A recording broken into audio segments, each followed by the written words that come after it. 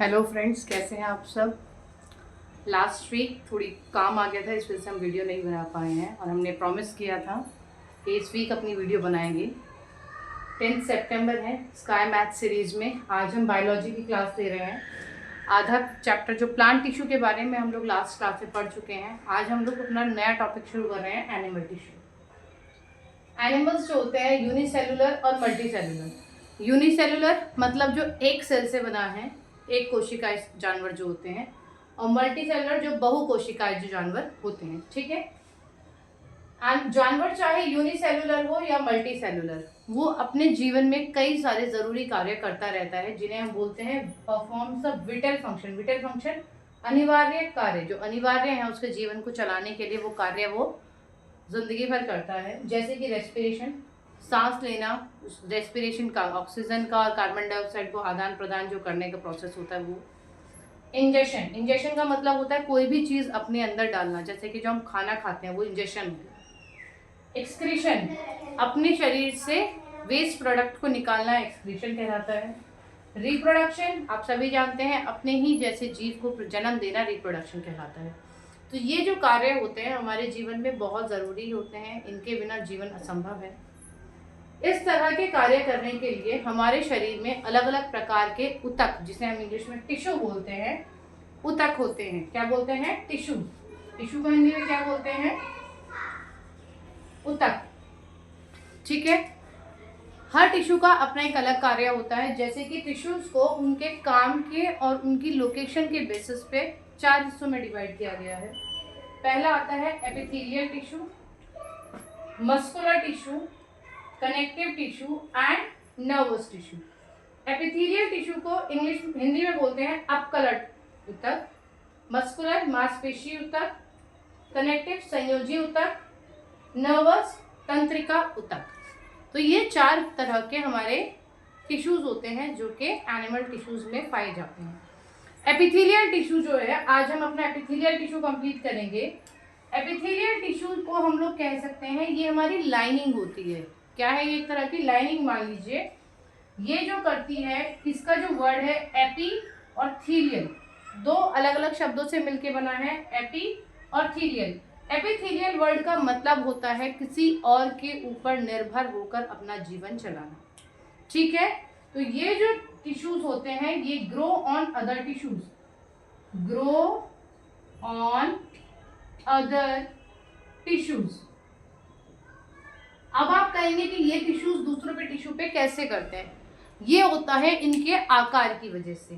इनका जो आकार होता है ये अलग अलग तरह के होते हैं, पर इनके बीच में इंटरसेलुलर स्पेस बिल्कुल भी नहीं होता है। वो चीज अब हम आपको पढ़ाएंगे। आई होप इतना आपको समझ में आ गया हो।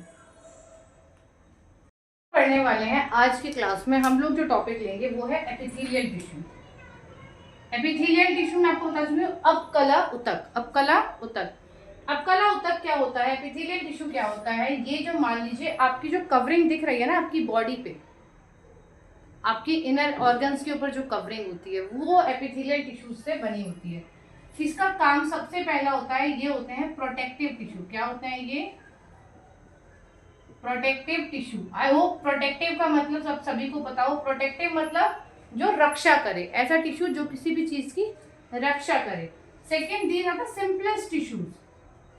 ये हमारी बॉडी में पाए जाने वाला सिंपलेस्ट टिश्यू है, सिंपलेस्ट टिश्यू है। पॉइंट नंबर 3, ये क्या करता है? ये कहाँ आपको मिलेगा? आपको ये मिलेगा हमारे ऑर्गन्स के ऊपर। It covers the organs of our body. ठीक है। सेकेंड, जो हमारी बॉडी में कैविटीज हैं, जैसे कि हमारी नेसल कैविटी हो गई, माउथ कैविटी हो गई, विंड पाइप हो गया, इनकी लाइनिंग्स पे भी ये टिश्यू आपको मिल जाता है। And cavities with in body, आपकी बॉडी के अंदर पाई जाने वाली कैविटीज में भी आपको ये मिल जाएगा। अब ये सेल्स होते कैसे हैं? ये सेल्स जो होते हैं बहुत ज्यादा क्लोजली पैक्ड होते हैं, इनके इस बीच में कोई भी स्पेस नहीं होता। दीज आर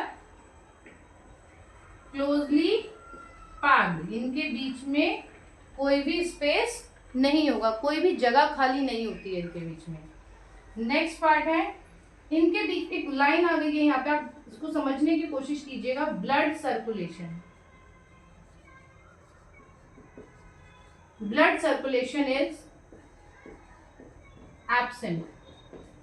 अब हमने ये लाइन बोली है ब्लड सर्कुलेशन इज एब्सेंट, इसका मतलब ये है कि इन सेल्स के बीच में, इन ऊतक के बीच में कहीं से भी ब्लड का फ्लो नहीं होता, मतलब यहाँ पे रक्त का प्रवाह नहीं होता है, अर्थात इनके बीच में ब्लड वेसल्स नहीं होंगी। ठीक है, जो कैपिलरीज होती हैं, जो हमारी नसें होती हैं, बारीक बारीक नसें होती हैं जिनसे खून प्रवाहित करता है, ब्लड फ्लो करता है, वो इन वाले एपिथेलियल टिश्यूज में नहीं होती है, जिसकी वजह से ब्लड सर्कुलेशन भी यहाँ पर एब्सेंट होता है। क्योंकि अब ब्लड सर्कुलेशन नहीं है तो ऑक्सीजन भी नहीं पहुंचेगी, तो ये अपने न्यूट्रिएंट्स कहाँ से लेता है? ये अपने न्यूट्रिएंट्स लेता है, इट फॉर न्यूट्रिएंट्स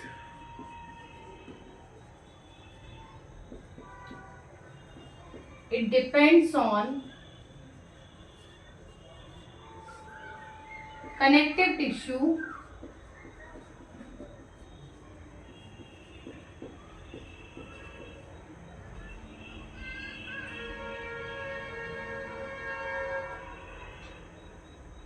ठीक है, किसके ऊपर डिपेंड करता है? Connective tissue. ये कनेक्टिव टिश्यू कहाँ होता है? ये इसके जस्ट बिलो होता है, प्रेजेंट जस्ट बिलो इट। कहाँ प्रेजेंट होते हैं कनेक्टिव टिश्यू? मान लीजिए अगर ये लेयर आपकी एपिथेलियल टिश्यू की है तो इसके जस्ट नीचे कनेक्टिव टिश्यू की लेयर होती है, और इसी कनेक्टिव टिश्यू की लेयर से ये अपने सारे न्यूट्रिएंट्स ऑब्जर्व करता है। ठीक है, वहां से ये सारे अपने न्यूट्रिएंट्स एब्जॉर्ब करेगा, और अपने खुद का इसका न्यूट्रिएंट्स लेने का कोई और सूत्र नहीं होता है। न्यूट्रिएंट्स हमने जो लिए हैं, एपिथेलियल टिश्यू जो न्यूट्रिएंट लेता है वो कहाँ से लेता है? कनेक्टिव टिश्यू से लेता है।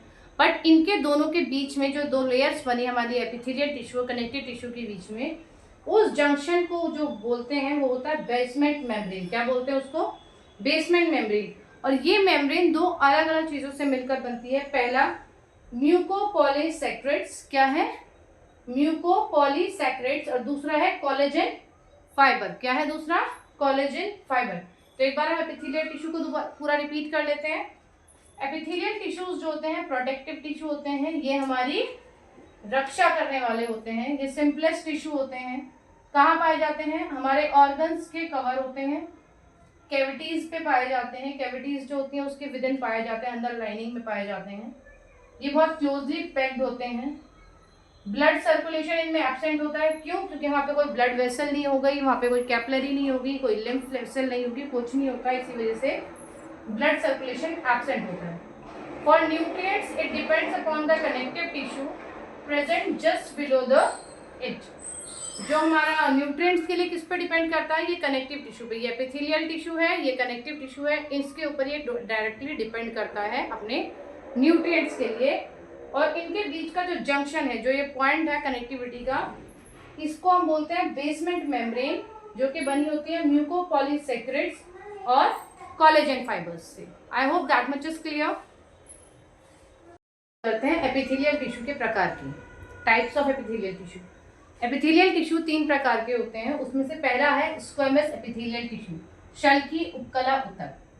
ये जो होते हैं पेवमेंट एपिथेलियल टिश्यू भी होते हैं, इन्हें बोलते हैं पेवमेंट भी बोलते हैं। क्यों? क्योंकि एक लाइनिंग बनाते हैं, उसके ऊपर की परत बनाते हैं। ठीक है, और इनका जो आकार भी होता है, ऐसे मान लीजिए कि जैसे फ्लोर की टाइल्स आप लगाते हैं ना, टाइल लगाई हुई होती है हमने, उस तरह का कुछ स्ट्रक्चर इनका होता है, इसलिए इन्हें पेवमेंट एपिथेलियल भी बोला जाता है। ये कहाँ पाई जाती हैं? वॉल्स ऑफ ब्लड वेसल, जो रक्त वाहियाँ होती हैं उनकी वॉल्स पे पाई जाती है, उनके दीवारों पर पाई जाती है। एयर सैक्स ऑफ लंग, जो हमारे एयर सैक होते हैं लंग्स के, फेफड़ों के अंदर जो कोशिकाएं होती हैं उनके पास भी पाई जाती है ये। ईसोफेगस, ईसोफेगस आप जानते हैं हमारा विंड पाइप को बोलते हैं, जो हमारी सांस की नली जा रही होती है उसको बोलते हैं। लाइनिंग ऑफ माउथ, हमारे मुंह के अंदर जितनी भी खाल आपको दिख रही है, लाइनिंग जो दिख रही है, वो एपिथेलियल टिश्यू ही है, वो स्क्वेमस वाला है। अब ये काम क्या करता है? इसका काम होता है डिफ्यूजन, मतलब एक चीज को अपने से पार भेजना, प्रसार करना। ठीक है, उसका काम क्या होता है? प्रसार करना। दूसरा काम इसका होता है प्रोटेक्शन, जो हमने अभी बोला था, पीछे पढ़ा भी था हमने। इसका काम क्या होता है? इसका काम क्या होता है? प्रोटेक्शन करना भी। मान लीजिए एपिथेलियल टिश्यू है वो क्यूबॉइडल है, इसका शेप कैसा होता है? क्यूब जैसा शेप होता है। क्यूब देखा है ना आपने, जो बच्चे आजकल खेलते हैं, या हम लोग डाइस जिससे गोटा खेलते हैं उसे भी बोलते हैं क्यूब। कुछ उस तरह की शेप इसकी होती है, क्यूब लाइक सेल्स होते हैं इसके। कहाँ पाया जाता है? किडनी की लाइनिंग में, किडनी के अंदर गुर्दा जो होता है उसकी लाइनिंग पे पाया जाता है। डक्ट ऑफ सलाइवरी ग्लैंड, जो हमारे सलाइवरी ग्लैंड यहाँ जिससे थूक बनता है, सलाइवा बनता है, उसके डक्ट्स में प्रेजेंट होता है। इसका कार्य क्या होता है? सिक्रीट करना, सिक्रीशन का काम करता है ये। एब्जॉर्प्शन का काम करता है। मैकेनिकल सपोर्ट, ये मैकेनिकल सपोर्ट हमारी बॉडी को देता है, प्लस एक्सक्रीशन। तो इसके जो 4 मेन काम है क्या है? Secretion, absorption, mechanical support and excretion. तो ये काम करता है cuboidal epithelial tissue. I hope आपको इसके फंक्शन समझ में आए हों और इसकी लोकेशन भी आपको याद हो गई। जो आपके 1 वर्ड क्वेश्चन आते हैं ना, ऑब्जेक्टिव क्वेश्चंस, उसमें आपको बहुत हेल्प मिलेगी इससे। मान लीजिए आपको आ गया क्वेश्चन कि क्यूबॉइडल कहाँ होता है, लोकेशन ऑफ क्यूबॉइडल, और 4 ऑप्शन दे दिए। अगर आपने ये नोट्स बना रखे होंगे तो आपको एग्जैक्टली याद होगा कि क्यूबॉइडल एपिथेलियल टिश्यू मेरा पर कहाँ पर है।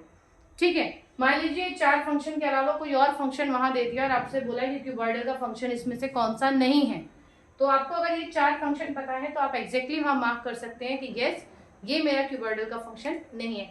इसीलिए पूरा चैप्टर के नोट्स बनाने के लिए हम लोगों ने, मैंने क्या करा है, यहाँ पे छोटे छोटे पॉइंट्स आपको मार्क कर दिए, जिससे कि आपको फटाफट अपना रजिस्टर उठाएं और वहां से पढ़ें कि भाई नहीं मेरे को सिक्रेशन में इसमें होता है तो ठीक है, इसमें सिक्रेशन होगा तो क्यूबॉइडल है। इस तरह से आपको याद रखने के लिए ये मैं शॉर्ट नोट्स आपको दे रही हूँ।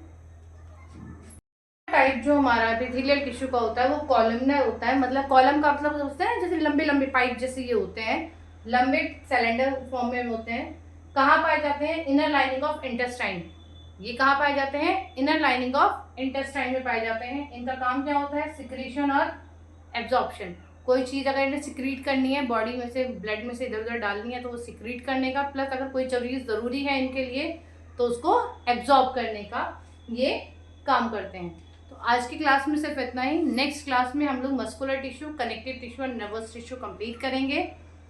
और आज की क्लास में जो भी हमने आपको पढ़ाया है बिल्कुल शॉर्ट नोट्स हम आपको बताते हैं, वर्ड टू वर्ड आपको लिखवा देते हैं, जिससे कि आप अपनी क्लास में एग्जाम से 1 दिन पहले भी अगर आप ये वर्ड्स रीड आउट करेंगे अपने नोट्स को तो आपको बहुत हेल्प मिलेगी। So please stay tune to my channel and support me, जिससे कि मैं आपके लिए और ऐसे ही 1 वर्ड करके ही कोर्स को कंप्लीट करा सकूं।